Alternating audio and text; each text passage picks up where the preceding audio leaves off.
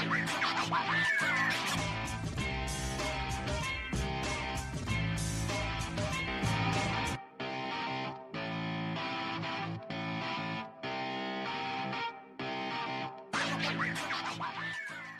views and opinions expressed in this podcast by the host and or the guest do not necessarily reflect the views of the host and or Paranormal Buzz Radio and or its sponsors. Use of any material produced by Paranormal Buzz Radio without express written consent is prohibited. Paranormal Buzz Radio will not be held responsible for you holding your knees, crying, and rocking in a corner in a puddle of your own urine, or being beheaded by a group of children in a cornfield. In fact, if you come across a group of children in a cornfield, we promise to make fun of you as you run away screaming in terror. Listener discretion is advised. Caution. You are now entering the all-consuming realm of Shay's Paranormal Chat, where the things that are better left unsaid are actually said. Shut up and sit down.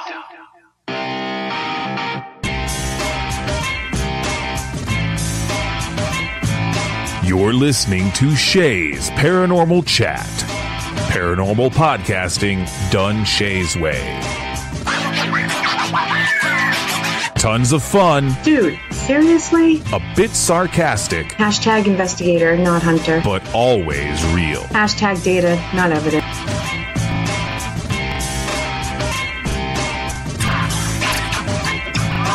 Don't get your panties in a twist. Oh my god, really? This is real, raw conversation.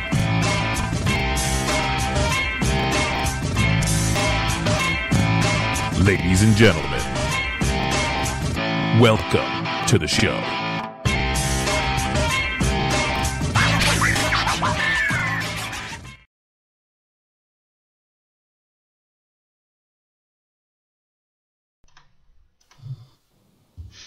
Good evening, everybody. TGIF as always. I hope everybody's doing good. It's been a long week, but I have great news. The beautiful, talented, the awesome Kelly McCarville is back with us this week. Hello, hello. Hello, hello. We're going to take turns having energy tonight because we're both tired. Between the two of us, we have half a person's energy. So we're good. Yeah. Going to be golden. Hey, I forgot to tell you before we went on air, Kelly. You'll be proud of me. I behaved last week while you were gone. I was a good girl. I don't believe that for a second. Yep, I'm telling you. No, don't believe it. Yep. Is it because you know Christmas is coming and you want Santa to bring you presents? Yes. Is that what's going on? That's exactly. I can't think of any other reason you'd be good. Yeah. Because I didn't want to scare the guest. You were on the show, right? I was on the show, yes. I was very good. It was Ashley's first podcast, so I promised I'd behave. But I was still crazy. I'm me, but I was behaved. Yeah. See, that's what I thought, Darren. She's pulling my finger. She's telling me lies. She's fibbing. All right, I was good for me. But that bar is set so ridiculously low. I mean, let's be fair. Hey, at least I'm entertaining. If nothing else, I am entertaining. That's why I get away with doing the show in my pajamas. Yes. All right. On that note, I'm very excited tonight. Tonight we have Missy and Richie from Paranormal 5. How you guys doing? Good. How thanks. are you? How are you? Good. So I've wanted you guys on the show for so long, and it just worked out coincidentally with everything coming up, and I had a free night, and I was like, boom, finally.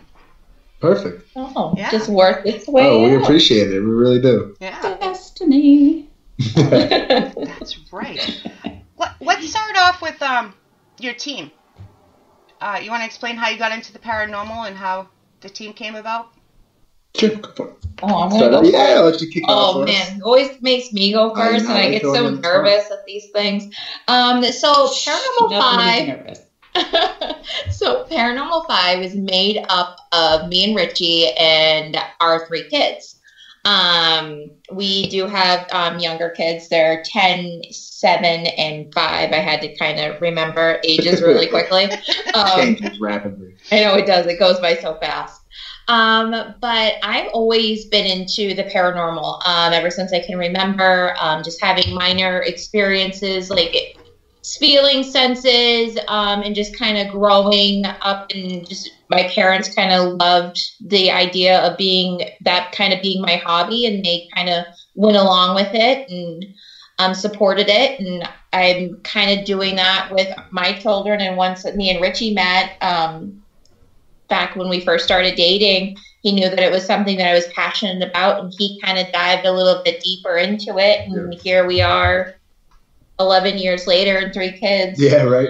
And we're doing it together as a family. Yeah, so. To kind of piggyback off what Missy said, I was, as a kid, I definitely had an interest. Not necessarily, I didn't know what it was, so it wasn't necessarily paranormal based, but I was really intrigued by just what comes next in the afterlife and what it all meant. And, I didn't grow up in a family where, it was something that you talked about, or, it was always just kind of swept under the rug. And so, when Missy and I met, realizing her love for this, it really allowed me to kind of dive back into it and start seeking out some of these, answers to some of these questions that I may have had.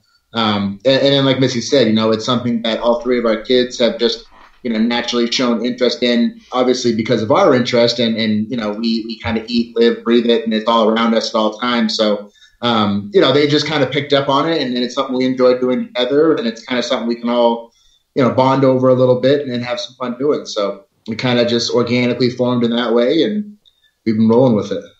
Nice. Are you picky about, or I don't want to say picky, but are you cautious about which places you will bring them and which ones you won't? I don't think that there's a place that I probably wouldn't bring them. Not that I can think of off the top of my head.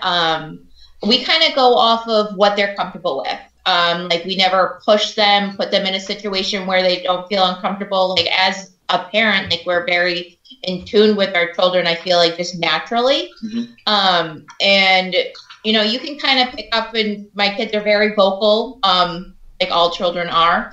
But we kind of respect, like, what they're comfortable with and what their comfort level is. So I can't say that I can't think of a place or a location that I wouldn't not go to. It would just be within what they're comfortable with. And in this part too, we really, a lot of their interest comes from the stuff we do at home, the conversations that we have. They're really interested in like the tools and the ideas and the places that you can go, and the places that we've been able to bring them.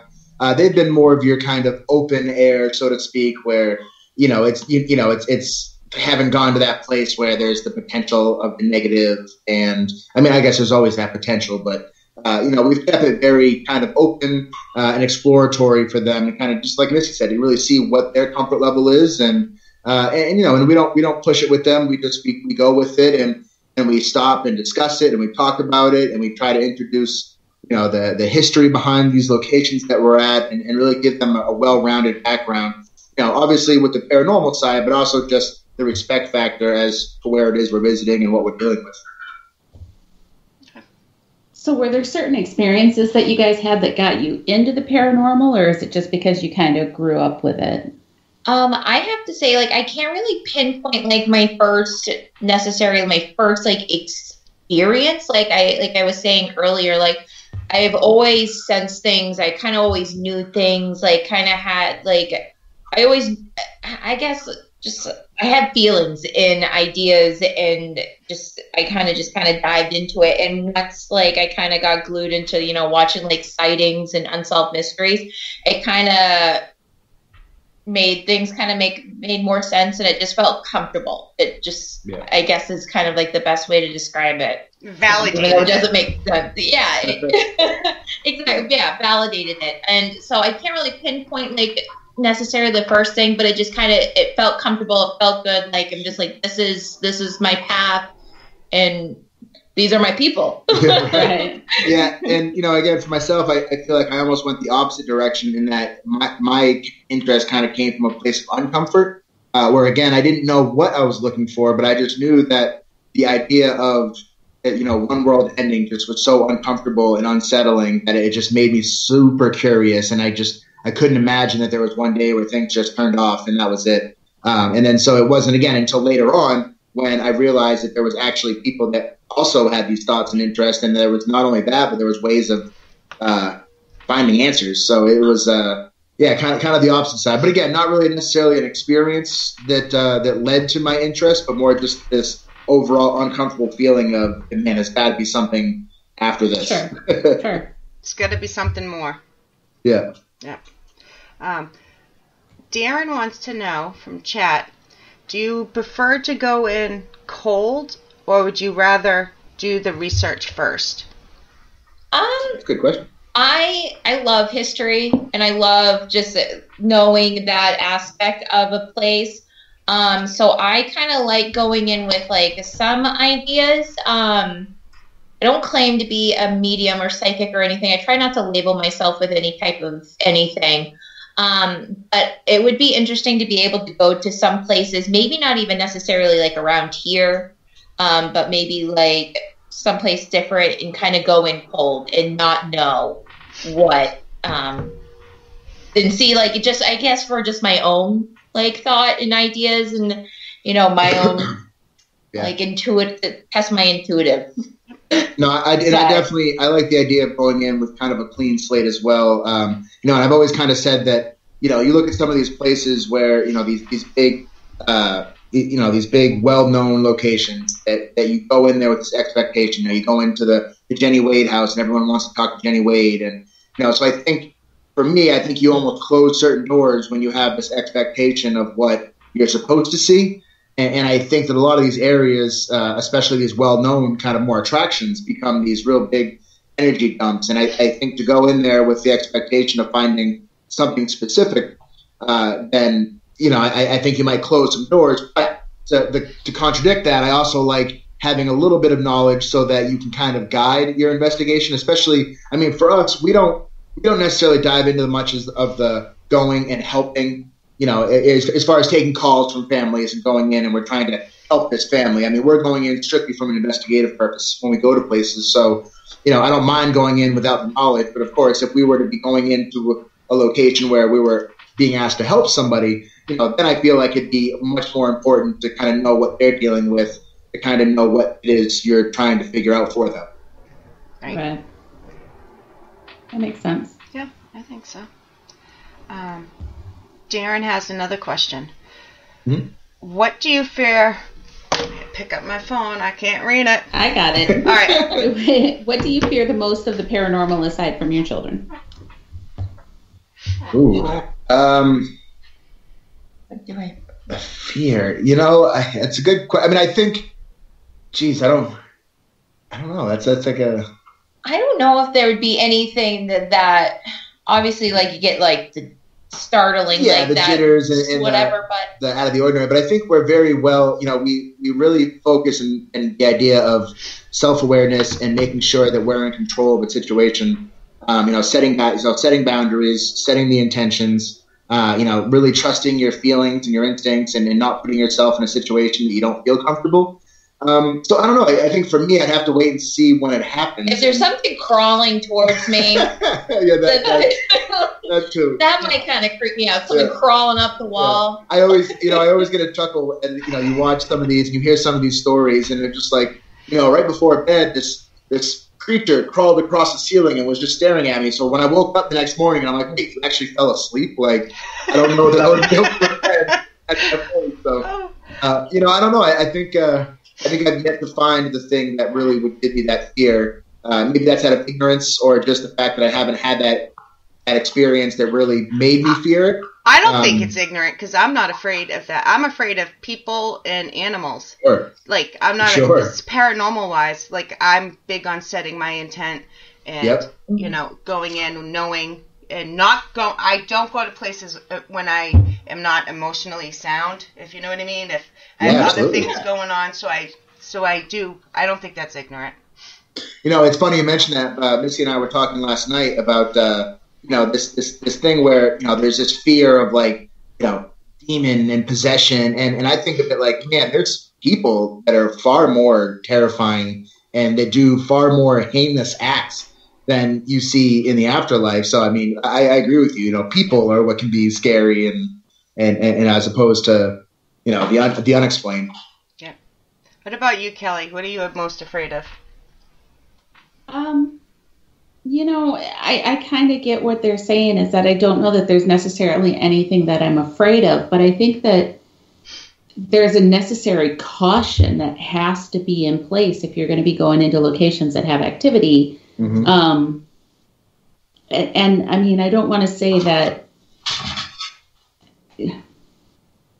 I don't know how to say this other than to say you always have to be somewhat on guard, but it's not because I expect some sort of like demonic attack, but you have to kind of be prepared for anything and on guard if for no other reason than the physical aspects of the investigation that you're on to make sure that you're not stepping in holes or stepping on a piece of floorboard that's not sturdy or, definitely. There's so many aspects of it, but, yeah, I mean, I think my biggest fear, if I had to say what it was, it's when I have other people on investigations with me, making sure that they're okay. Yeah. Yeah, you definitely feel like you have a responsibility, especially if it's something that you brought someone into. Yeah. I mean, of course, they can say that they've got their own, but at the end of the day, it's like anything. If you're hosting a guest, you feel partially responsible. So I can definitely see that part of it too. Well, and you can get those times where people come in and like Shay was saying, they maybe aren't emotionally stable enough to be there, or they're just not set up to do this, or they're not mature enough to be there. And those are the ones that are hard, because it's like you have to have a certain level of stuff to be able to do this, in my opinion, anyways. Definitely. No, definitely. I'm missing something. So Darren's first question actually, what do you do for protection before investigations? I call in my guides. I ask for protection from my spirit guides. I also will sometimes I'll carry crystals, amethyst, certain different other types of crystals just to kind of keep me grounded, level-headed. We went to the Admiral Perry, and we've gone to a couple locations where we were actually able to spend the night, like in either like a hotel or something like that. And I would set up an altar, and have a part of that to be kind of for like protection and stuff like that as well. Yeah, I think for me, I think as much as I appreciate and really dive into the metaphysical side of it, for me, as far as like a protection, I would say just really. It's almost like when you go into a location and you do your base readings with your tools. I almost, for me, myself, try to do a base reading with myself, and really just kind of understand where I'm at, mentally, physically, get a good sense, get grounded, get a good sense of the environment so that I can better judge when that changes and react to it. And also, like Missy said too, I've got some stones that I bring with me and keep on me, and so little things, but a lot of just more kind of inter protections and just setting those boundaries and staying grounded. Yeah. Oh, sorry, it cut out. We're here. Okay, I thought somebody was talking.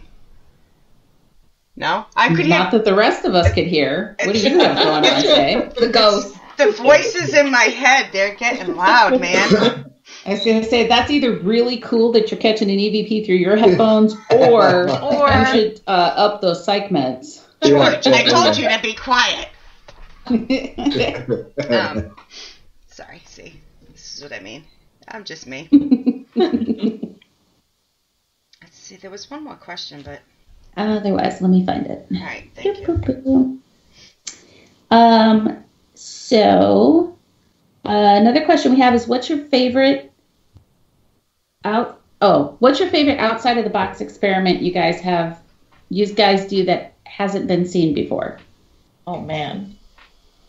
I don't know. For me, it's something that I personally like to try to do in every investigation, and I don't know that it's necessarily not been seen before, but I come from, like, my personal background is music. Like, music's been my first love for as long as I can remember. So, and I've been really kind of trying to dive into the use of singing bowls and introducing sound energy into a space, and really just see if you can kind of lift the vibrations and elevate the energy within a room through sound.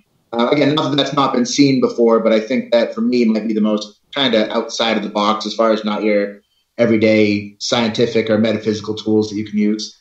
Yeah. Anything? Don't yet? Oh, Richie keeps on throwing me underneath the bus. I would probably say maybe like one thing that I have done before when we went down to like the Bridgewater Triangle, when we've gone to Gettysburg. I leave offerings.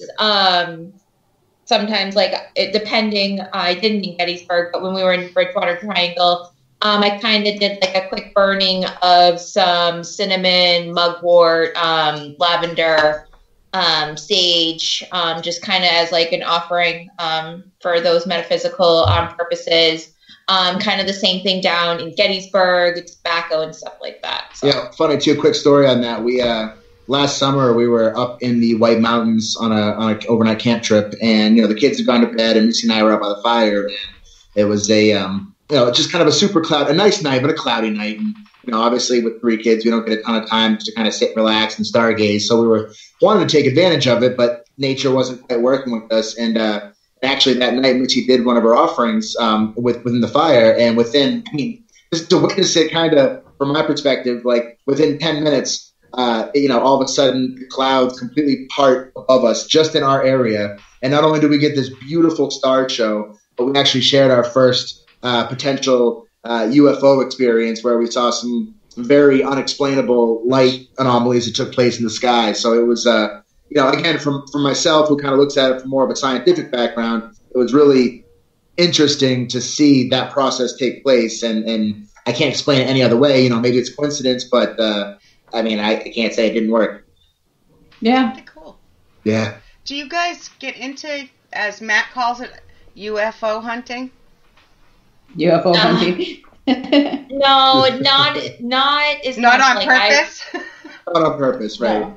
I think it's one of those things that when we're as going back to, like I was saying before, as a kid and not really having that first experience, the area that I grew up in. I was my house was set back in the woods a little bit, and I remember my bedroom window had a very clear night, panoramic view. And as a kid, everything in the sky was a UFO. Every star, every plane, terrified me. It was terrible.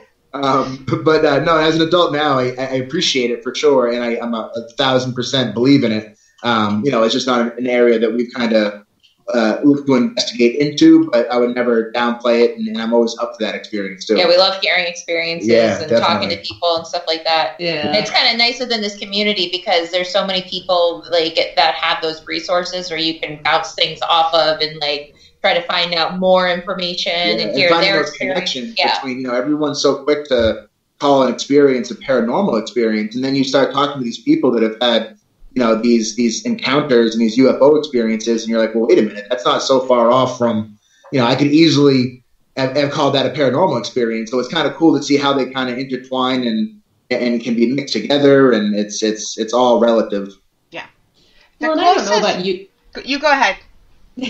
I was going to say, I don't know about you guys, but for me, and not saying that the people who go out actually looking for UFOs and all that don't legitimately have experiences, but I like the stories like the one you shared where it's like we were not at all looking for it, not at all expecting it, and here's what happened. Because it almost in my opinion, it brings almost more validity to the story because you weren't looking for it. It goes back to if you're looking in a picture because someone says, do you see the ghost in this picture? Well, now you're looking for it. So you're more apt to see something where, if you're just driving home from work one dark late night and all of a sudden you see a falling star that stops moving, changes direction, and speeds off in a different direction. Yes.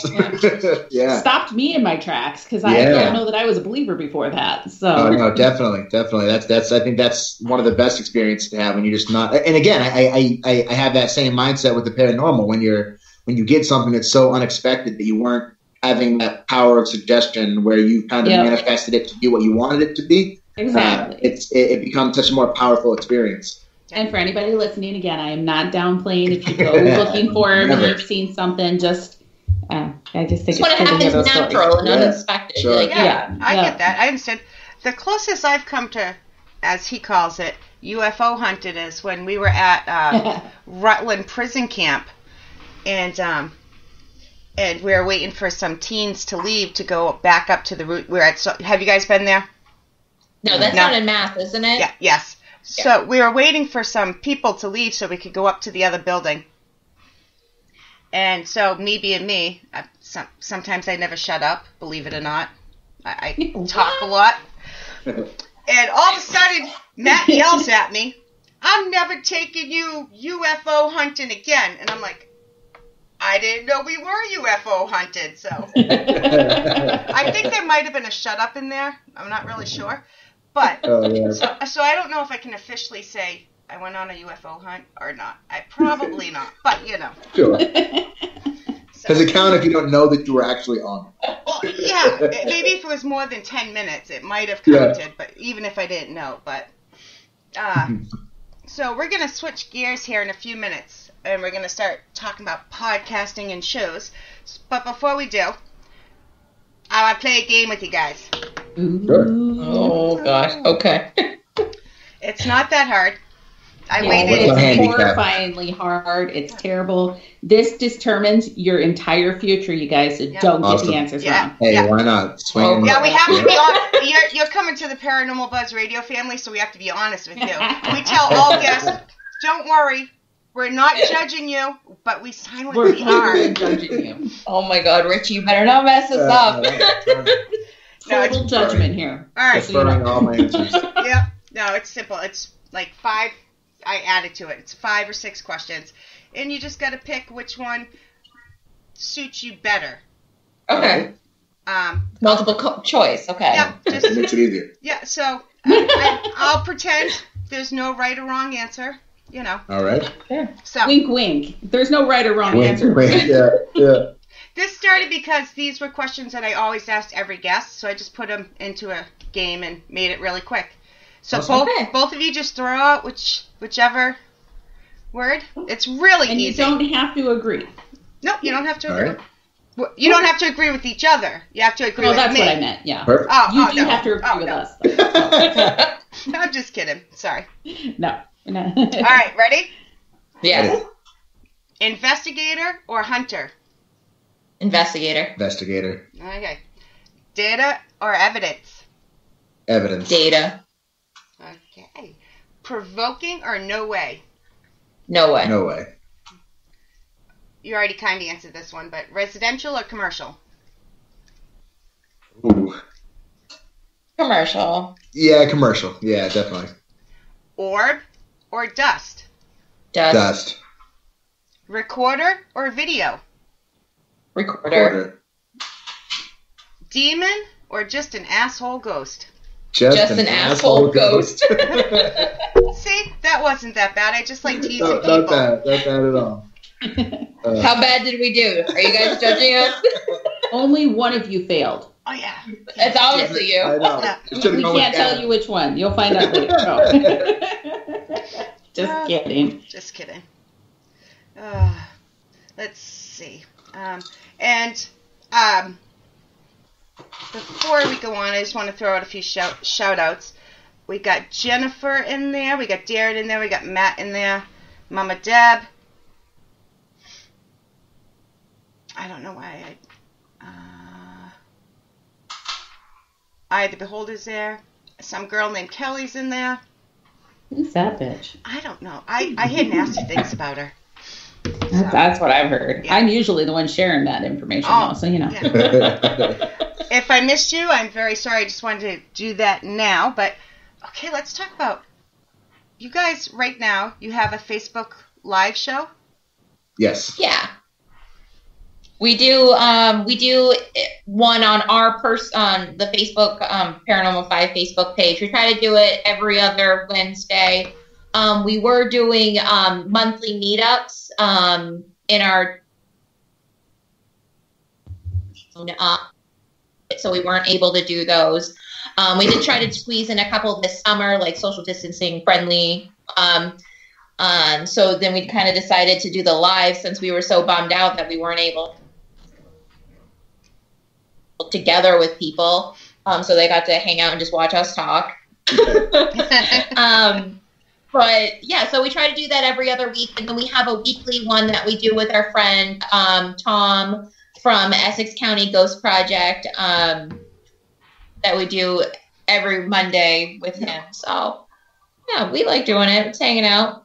That's pretty cool. Make ourselves look like fools, but we have a good time doing it. Welcome to my life. That, I hear it's more entertaining when you make a fool of yourself. Definitely. Yeah, it's fun. So you guys are going to be starting up a new show with us here. Hopefully, yes. Hopefully January. Yes, fingers crossed. Yeah, you guys want to tell us a little bit about that? Yeah, so kind of, and to touch more like it's kind of an extension off of our lives. We started this about a year or so ago when we moved up to the area we live in now. Partly because we were just looking for like-minded people that that we could kind of get to know and kind of start a group of just people that enjoy each other's conversation. And then also this idea of we kind of took this idea about this paranormal community thing and really wanted to run with it and give. When you realize that there's so many people that have these same interests that might just not have an outlet to go and talk about it, or embarrassed, or just don't feel comfortable in a regular group setting. So we or almost just bringing other groups that have different techniques and ideas, and being able to bring them together for like a common area, to be able to kind of have a place where we can all get together and chit chat and talk and share experience, bounce things off of other teams and other groups. It's amazing, and that's kind of like the idea to kind of dive deeper into it with the radio show, and I think that's kind of what we're hoping to kind of. So we want to kind of take that idea of bringing attention to other people that are within the field and have this incredible knowledge and have these great stories to tell. But also kind of mix that with our love for New England lore and New England history and just the things. I mean, there's so much right in this awesome area that we live in, and there's so much to talk about and just to dive into and things to learn. So we kind of want to blend those two together and look to bring on guests that again that are well versed in the field and that are and have really good tools and trades and tricks of their own and experiences to kind of share and just kind of just continue that idea of unity and collective thought process. I like that. Do you guys learn from other people even when they don't believe the same thing as you? Yeah, definitely. One example is that I was so anti the spirit box. I'm just I just can't get my head around it. It's just noise. It's driving me crazy. Mm-hmm. And I'm still a very healthy skeptic, but, being able to do a few investigations with people that have use that and seeing their techniques and how they're using it. I am not, like I said, I'm still a very healthy skeptic about it, but, it just, it kind of opened up my eyes. I kind of learned a little bit more. I wasn't so poo-pooed on it. Another good example for us was we were invited along to a home investigation, and the claims and everything from the woman were house based, and throughout the investigation, and watching this other group do things the way they did, it really took a turn and turned into more of a land based activity, and then we got to see how they go and actually cleanse the land and address, so it wasn't even about the home anymore or the homeowner. It was about the land that their home was on, and then seeing the way that they handled that scenario. And yeah, I think you pick up little bits and pieces and you try to intertwine that maybe with your, I think it's good to be open. I think I've always said that I think people in the paranormal world can be very bullheaded in the sense that I think that a lot of people have putting it nicely. Yeah, they're very strong opinions, which is good, but I also think that it's great to be open to other people's strong opinions and be able to kind of use them as checks and balances. Again, I never really gave much thought before to the metaphysical side of investigating, but now that I've seen it in play and I've experienced with it myself, it's another great tool to add to the toolbox. Right. And it's just, so just being open to these different experiences, I think there's a lot you can learn. And there's no experts. I always say there's no such thing as an expert in this field. And so there's always opportunity to learn and grow. And if people can help you with that, then that's awesome. But I think it's important, you're saying be open, and absolutely you have to be open to experiencing the things and listening to what other people have experienced in the field. But I know you were saying that you're a skeptic and maybe that's not the best thing, but I think any good investigator, any good intuitive has to have a healthy level of skepticism, because if you don't, when that skepticism leaves you and you think you can do no wrong and you think that you know everything, that's terrifying. You have to have that skepticism in there. So I don't think that's a bad thing to be a skeptic, whether it's a device or an experience or a picture or somebody else's methods even. Yep. Yeah, so definitely. Yeah, I think it helps in the grounding process. It helps kind of keeping you in check.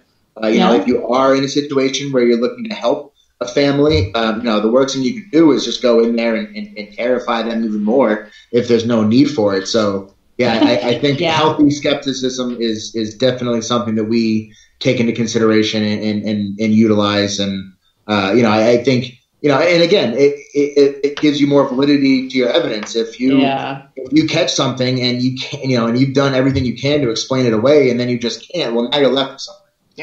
Yeah. Well, and it's funny because there's so many people who want to believe there's always something.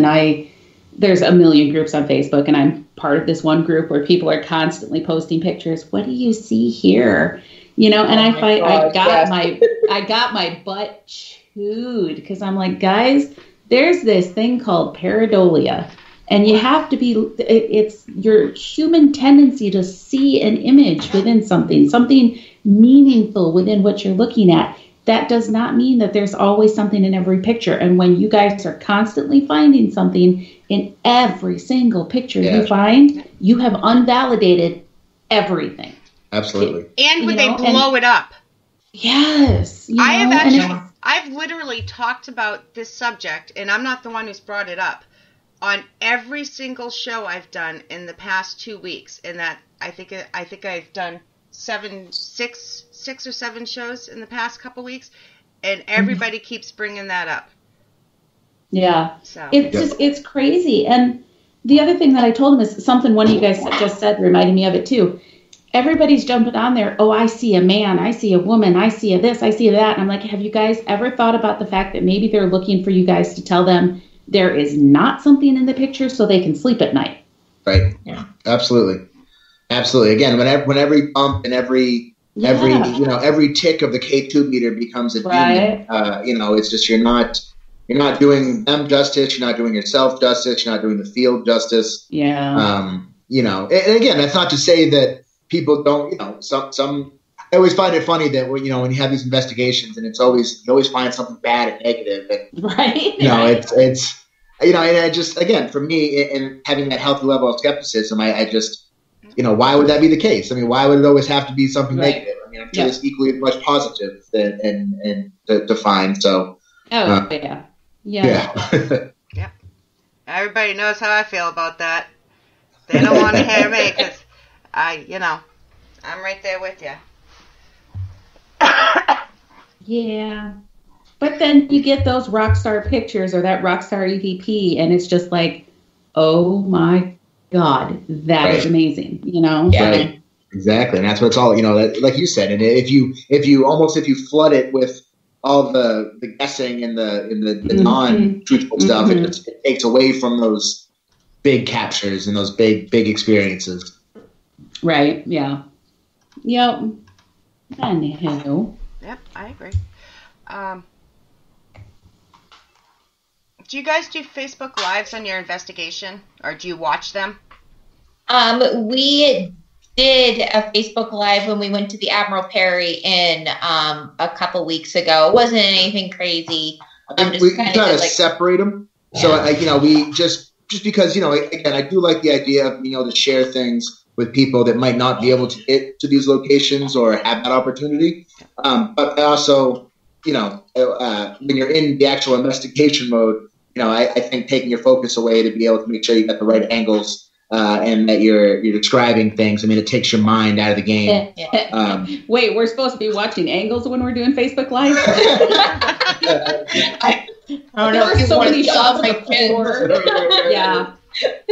There are so many shots of floors and walls and ceilings when I'm doing things because it's just like, ew, this is happening over here, but the camera is pointed this direction. It's like, okay. I know. I went live like a couple times when we were down in Gettysburg this summer. Like mostly just during the day. I wanted to do it with the kids just so people could see like the kids investigate because it's so fun like seeing it through their eyes and just watching them. It's just it's a riot sometimes and how serious they get, which is awesome. But it never happened. But it's fun. I think it's awesome that people that can do it. Like I can't multitask. I can't either. I'm with you. Gettysburg. And I always forget we're live, and I say stuff. Oh, sure, right. You know, I would even if I remembered, I would probably still say 99.9% of it. But you know, so don't hate me. I forget the name of your podcast that's starting. Maybe you should ask the producer. Oh, wait, she forgets too. This is awesome. Oh boy, no. So it's going to be Parapeat, New England. There we go. And again, it's just kind of with this idea of focusing on it's as much as like it's fun for us to go on and talk about our interests. It's just what we're really looking to do is to get other people involved and give them a platform. Yeah, definitely hear from some folks that we've met that.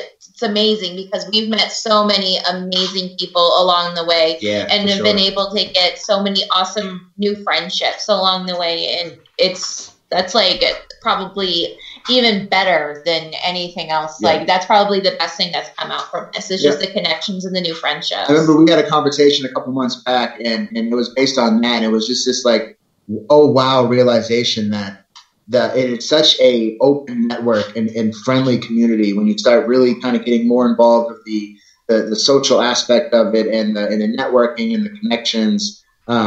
People are so open and they're so accepting and everyone's got a story and everyone wants to talk and everyone wants to cheer on the other person. Again, like I said, I still stand by that it's a very hard-headed field to be in, but I also think that it's so accepting and everyone just seems really excited for everybody else no matter what they're doing. I also think it's a good way to show true paranormal unity, if that's how you want to word it, and show other people that, hey, I don't agree with you, but hey, let's talk, let's learn from each other. That's some of the best conversations. I mean, one of our best lives are, bringing our Ouija boards out and let's talk about Ouija boards because right away you're going to get 50-50 split down the middle as far as how people feel about them. So those are great conversations to have because again, there's no right or wrong answer. There's no expert. There's no nothing, and it's all based on your personal experiences and opinions, and that's cool. It's cool when you don't have to be better than somebody else. You can have your own opinion and run with it, and share with other people. Yeah, I agree. And you know what they say about opinions? What's that? All right. The saying is, everyone has one. There we go. Yes, just like other things that everybody has, right? Yeah. That's where you're drawing the line, Shay. That's where you're going to draw this line. I had a moment that I had it in my head, and then they asked, and I totally forgot the exact wording. So, that wasn't because I didn't want to say asshole. Yeah, opinions are like assholes. Everybody's got one. Everybody's got one. Yeah, I forgot the name of her show. That tells you. In my defense, I've only made one banner and only typed it out once. But the look on her face when she was like, "Shit, what is it? Where's my phone?" It's the same look I get at the doctor's office when they're like, "Okay, and what's your kid's birthday?" Jesus, yeah. There's too many of them. There's too many numbers to remember. Yep. Mm-hmm. Oh, trust me, I get that. Oh, I've given the wrong one before, and they're like, "I'm just not seeing your kid." I'm like, "What birthday?" I've done that before too. Oh, that's not right. Yeah. I was like, "Oh my god," I'm just trying to remember. I try to make it like excuses, and they're like, "Oh my gosh, I've been so spacey today." I can beat that. Matt might have to help me out with the exact age, but I think it was around 7. Caitlin thought her birthday was May 4th because that's what I taught her. And her birthday is actually May 3rd, but my twins are September 4th. So somehow, and they're only like a year and a half apart, somehow the 4th got stuck on her. So oh my for a God. long time, she thought, yep, she was not happy when she learned that it was wrong. So it's like, oopsies. she's the baby, so that's the one. That's the By one. the time we get to the babies, we just don't have the energy to direct. absolutely. I know all the Come time. on. Third child, I'm sorry. You're on your own. I can tell you the times my babies were born, their due dates, everything until I get to Caitlin, and Caitlin's like, Poor baby girl. Yeah. I'm like, Caitlin, in my defense, I was in labor for 10 days with you. Like, Oof. I'm like, yeah, she didn't want to leave my side inside me then, and she still doesn't want to leave my side now. Outside now, right? Oh, man. Oh, man. See, I told you, we go down the rabbit hole here.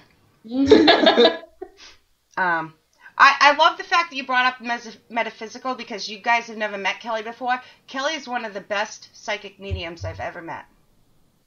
Awesome. Good praise. I like it. Yeah. So she's not gonna say it, so I figured I would. She's really good. That must be like a common occurrence, because Missy's the same way. She's like, I won't ever admit. I'm like, why? Like, it's a gift and an ability you have. Of course you can. It's just hard. I mean, because there's so many people out there who have got abilities, and there's people who can do different things far better than me, and it's a weird thing to say. No, I say that I'm my biggest obstacle. Oh gosh, yeah. I am my biggest obstacle, and then I hear other people saying stuff, and I'm just like, crap. Well, I feel like I was just about to say that, but I was just so nervous to say anything because, it's very hard. Yeah, and that takes time. I mean, that's the only thing that my advantage that I have is that I've been doing this for so long at this point that most of the time I'm fairly confident to spit it out, because I've got to the point where I'm okay if I'm wrong. Right. Which happens. Because everybody's wrong sometimes. Yeah. But, I've found with spitting stuff out and just saying, hey, this is what I'm feeling, this is what I'm seeing, this is what I'm hearing, more often than not, it was accurate. And that just takes that time and experience and validation. So just keep going. Yeah. I had an experience up at Parsons Field. I volunteer there on Parsons Field Seminary. And I was picking up on something, seeing, sometimes I get pictures in my head of, actors or actresses or people that look familiar to me that are just kind of just really random. And that's how sometimes I feel like I picture things. And so that's how I will describe what I'm seeing or whatever. So I was trying to talk to the woman that is the head there, the board director at Parsons Field. And I told her, I was like, have you ever seen this movie? And I went into the details about it. And she's like, no, I don't think I ever had. And as we were walking into the building, there's a picture of the man that I just saw. And I'm just like, oh, my God, that's him. Yeah. So it was just a kind of a cool connection. I'm just a random story. Just had to share. No, I love Parsons Field. It's one of my favorite Maine locations.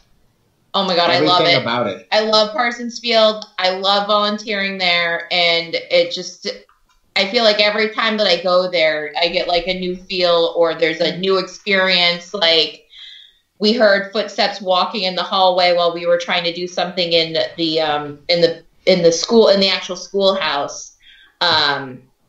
And Jan, the director, she kind of looked at me and she's like, did you hear that? And I'm just like, yeah, I think somebody was just walked into the building, and we opened up the door and nobody was there. We checked everywhere, nobody was there. And she's like, we've got visitors. You want to come and see us today?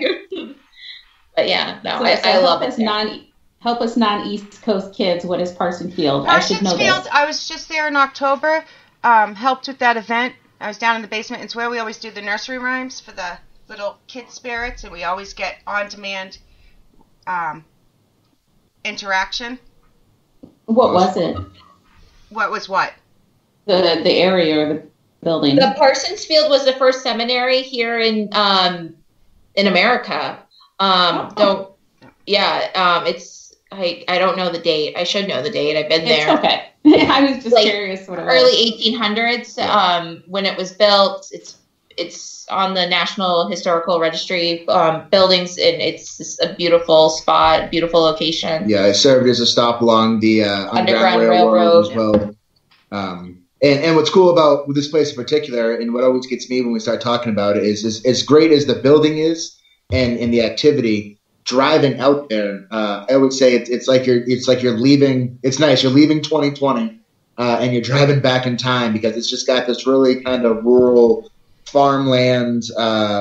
It's beautiful. These old style houses, beautiful architecture. Yeah, it is. Yeah. It really is, and it's Maine in a nutshell. It's such a great way when you think of Maine. It's what I like to think of the ride out there, and it sets the whole scene before you can get there. Yeah. It is. Definitely. It's really a great place.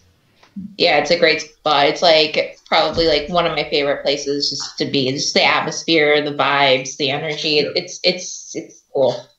I haven't been to too many places in Maine, but I love that place. I mean, I've probably been to 6 places in Maine, and that's with my memory. But I love that place. Yeah, it's awesome. And crazy interesting. Yes. I'll remind you after which one it was, Kelly. If I go into more detail, you'll remember. And I remember you talking about it and stuff. I just wasn't ever sure what it really was. Oh, so. Okay. Yeah, because I never explained that part. We only have like 9 minutes left. Flies. Matt says 1832. Thank you, Matt. he has a question mark. I think that's a question mark. So yeah. I think he's not 100% sure, but we're going to assume he's right. Yes. Sounds like a good year. Speaking of brown nosing, that's because Matt is always right. Right? Always. He's never been wrong in the 20 years I've known him. I'm not even sure. I'll just agree with you. Yeah. How could he be? I mean, he's Matt. He's Matt. Darren says, welcome to the network. Awesome guest. Awesome show. Oh, well, thank you. We're super excited. Yes. And in case we forgot, the show is going to be the second Monday of every month at 7 p.m. Eastern, 6 Central. We're just not sure when it's starting. The start date might not be the same, but eventually that's where it will be. Yep. Kelly, I can't read that last name. Jennifer, who's been in the chat all night. I can't tell if that's a U or an A. I'm not exactly sure how to say it. Yeah, it's like Jen. Is it Monroe? Yeah, Jen Monma. Geez, she's gonna get mad. You know who it is, though. Yeah, we know. Yeah, we know. The last part looks like Bo, so I'm thinking it's like Moreau, but yeah. I could Jen's totally part of be me. slaughtering that. Yeah, she's a part of the TAPS group here in Maine. Yeah. She says Paranormal 5 is always, all capital letters, a good listen. Oh, well, thanks, Jen. We love you. I know, we love Jen. She's one of our biggest cheerleaders. Yeah. Support and awesome. She actually, she was a huge part of, so when last time we were able to go to Parsons Field, it was the first time that we had hosted a group event. I know, we did an event. We did a fundraiser for Parsons Field, and we brought Jen along and Luke from their group, and it was just, they were such a huge help, and we were so just like, oh man, this is so much bigger than we had expected, and they helped keep it all good and level for us. So they're awesome. Oh, that is awesome. So if they love you, Jennifer, we love you. Yeah. So, all right, here's the last question of the night. Bad. And is this the T-for question? Yeah, anything goes. This show is explicit, so if you can live with saying it, we can live with hearing it.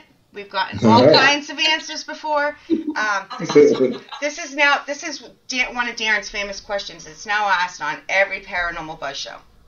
All right. Live ones, anyways. What is the one object in the whole world you would never want haunted?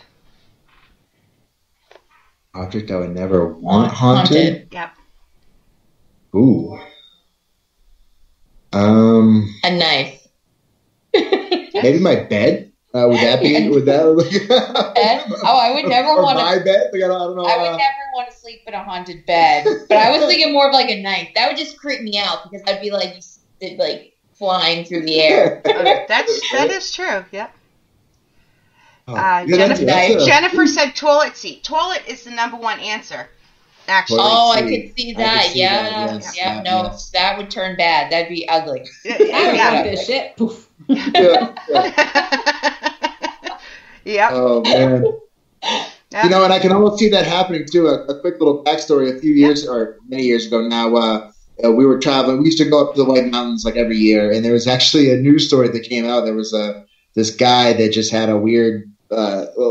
He would find himself in the. You know those. I don't know if you guys ever go up like 302. Or if you're out in New Hampshire going up like 302, the Kangamangas up that way. They've got these little outhouses that are stationed along the road, these little wooden in-ground hole-dug outhouses. Share this disgusting story. Yeah, I'm saying, like, that could be haunted. And there was a guy that got caught hiding out down inside of them, and I'm just saying, so that could be a candidate for a haunted toilet. Once he passes, that was his thing. Who knows? But ew. There was a real person hiding in it? Is that what you just said? Yes. I thought I hallucinated. He was caught and prosecuted to the fullest. Oh, yes. He deserved to be caught and prosecuted. Fucking dumbass. Sorry. like, I'd rather go to jail. Yes, yeah, absolutely. Yeah. No way. Yeah, if that was my only option, I'd be like, I'm over here. Yeah, I'd be up. Nope, take me now. Oh, man. So, before we go, can you guys throw out where everybody can find you on social media? Yeah, so you can find us on Facebook at Paranormal 5. Yep. You can find us on Instagram also at Paranormal 5. And we also have a website that has my blog, and that's at paranormal5.com. Yes. Awesome. We have yet to dive into the Twitter world. Yeah, I'm all set with Twitter. So, for clarification, is it 5 spelled out or is it the number 5? Yes, it's 5 spelled out. Yeah. Okay. Just for anybody who's looking. Yeah, thank you, Miss Kelly. She's always got me. Yeah. Good night, Kim. Thanks for listening. Thanks, guys, for hanging out. Yes, it was very fun. Yeah. Anything else you want to add before we go? Anybody? No, not that I can just think again, of. Thank you guys for this opportunity and just for the opportunity moving forward and joining the team and the network and just looking forward to more of this. Sure. Yeah, you'll have to come back. Definitely. I know an hour doesn't cover a lot, and it doesn't always seem like a lot, but when you have 18 million different things going on, it is a lot. Yeah, it's tough to find that hour sometimes. It really is. Oh, gosh, yeah. After an hour is when I'm just like, and I gotta start wake up, slap myself. Yeah. And before I forget, guys, we are off for the next 2 weeks. Obviously, next week is Christmas, so we won't be here. In January 1st. So your Christmas present is you don't have to listen to us. Yeah, and your New Year's, because we're off for next week, too. So, yeah, you don't have to listen to us.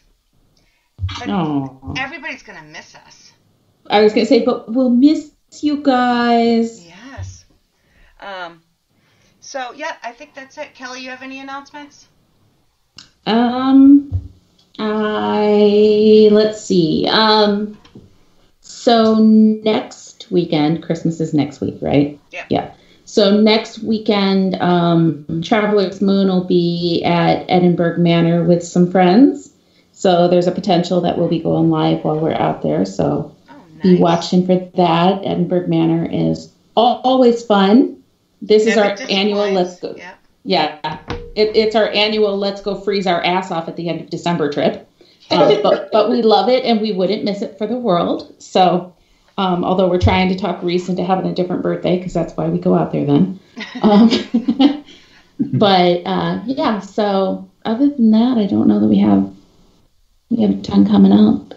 So, other than keeping going with our podcast, we got some fun stuff coming up. Yes, we do. So we're taking 2 weeks off, and then we don't have another break until the spring, sometime after the spring. So that works. Yes. All right, guys. I hope you guys have a Merry Christmas, a happy, you guys as well. Healthy, and a better New Year. Yes, 2021. Hey, it can't go any worse. Oh, bite your tongue. Don't say that. That's exactly. You ruined it. I will come stalk you now when it goes all to hell. Get him, Kelly. All right, guys. Good night. We will be back in 2 weeks. Awesome. Thank you, guys. Bye. Thank you.